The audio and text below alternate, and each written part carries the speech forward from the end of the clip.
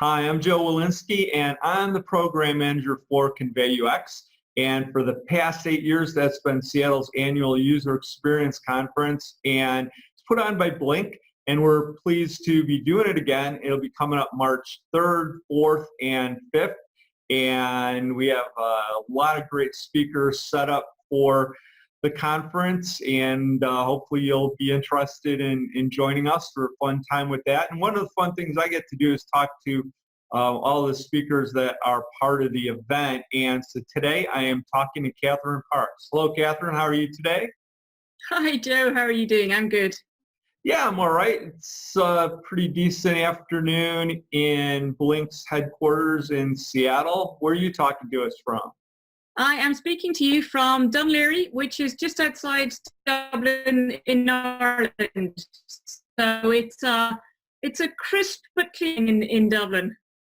Well, yeah, we're thrilled to also have you journeying over from Ireland to join us. And you're certainly been involved in a lot of areas of user experience for a long time, but why don't you talk a little bit about your background and the types of things that you're doing now? Sure. So I originally started from an engineering background, but I worked for many years in educational technology. So when we were working in that, we were very much always thinking from a learner's perspective. So from that, I got an interest really in user-centered design. And after that, I decided I wanted to go and work in an agency and get a broader experience across different industries. So I worked with agency side for a number of years and worked with people from all sorts of different industries and different sized projects. And then I worked for many years as an independent consultant, working with small startups through to larger corporates, helping them both with the UX side of work as well as research and sort of pairing those two together. And then most recently, I am now working with Cisco. So I've been working with Cisco for about 18 months, and I'm on the UX research team, which is part of the design group within the collaboration unit. So we deal with all the different collaboration technology, including the WebEx suite of products. Oh, all right. Yeah, I was going to ask you kind of where you'd fit into, yeah, obviously a very large organization. Does the nature of UX research, does it tend to be similar across the different parts of Cisco, or do the different areas kind of build up their own culture and techniques and things like that? Yeah, well, the team I'm on is quite new. We've been growing quite a bit recently, so we're bringing in different sides of qualitative and quantitative.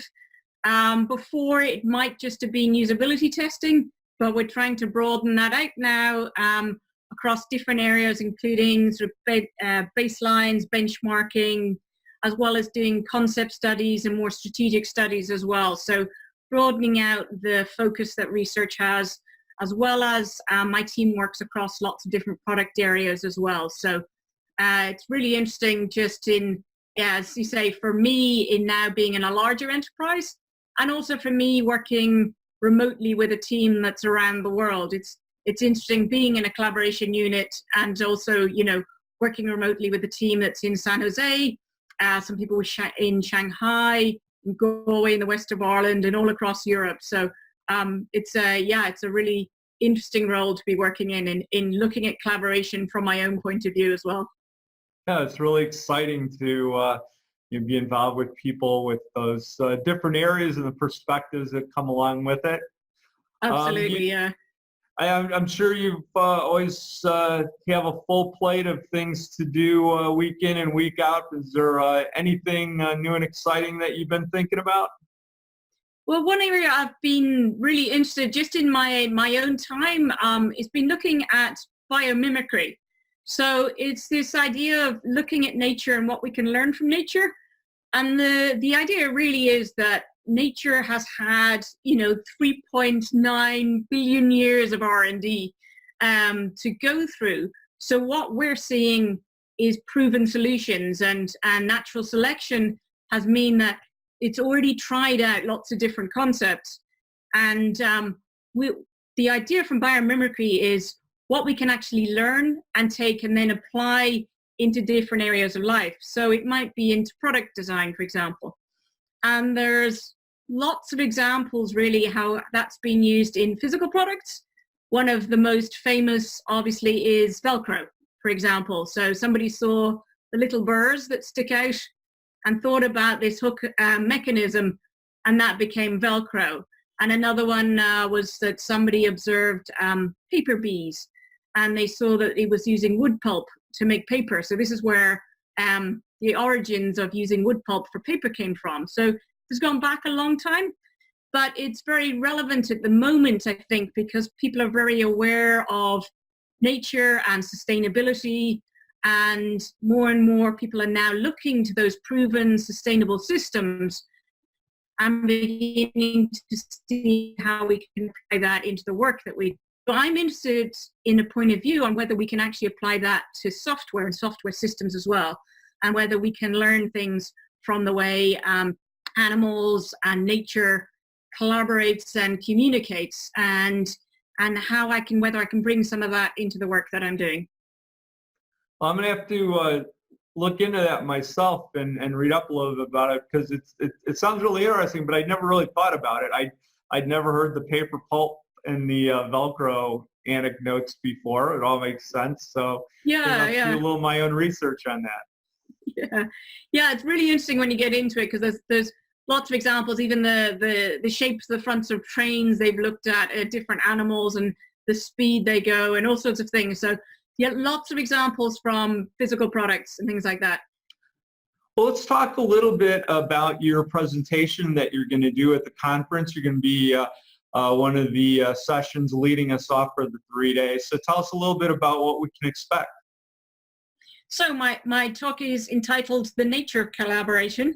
And I'd like to bring some of these areas that from biomimicry in to see how we can look at collaboration, particularly large organizations at scale, and how they can actually work efficiently, particularly using collaboration tools to enable remote working and collaborating across large groups in different organizations around the world.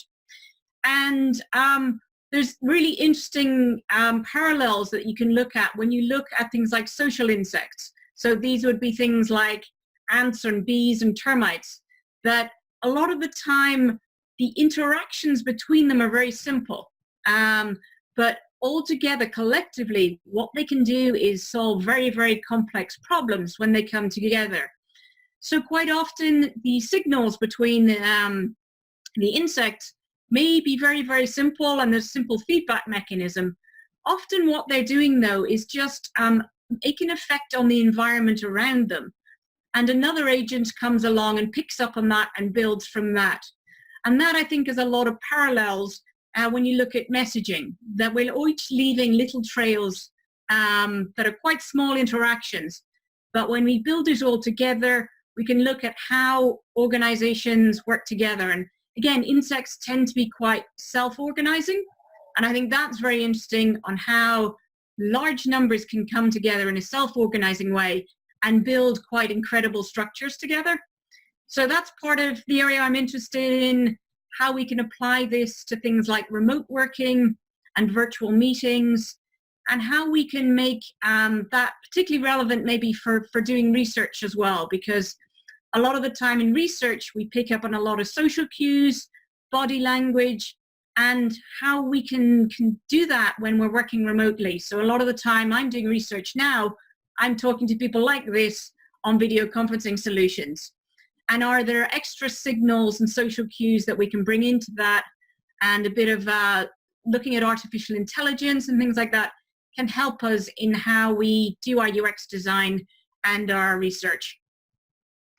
Well, it's going to be a fun talk to hear you present that. So look forward to seeing you here in Seattle in March. And thanks for taking the time to spend a few minutes talking about this with me today. Not at all. I'm really looking forward to being there too. It sounds like a wonderful lineup you've got. So sounds great. Thank you, Kathryn. Bye-bye. Great. Nice to talk to you. Bye now.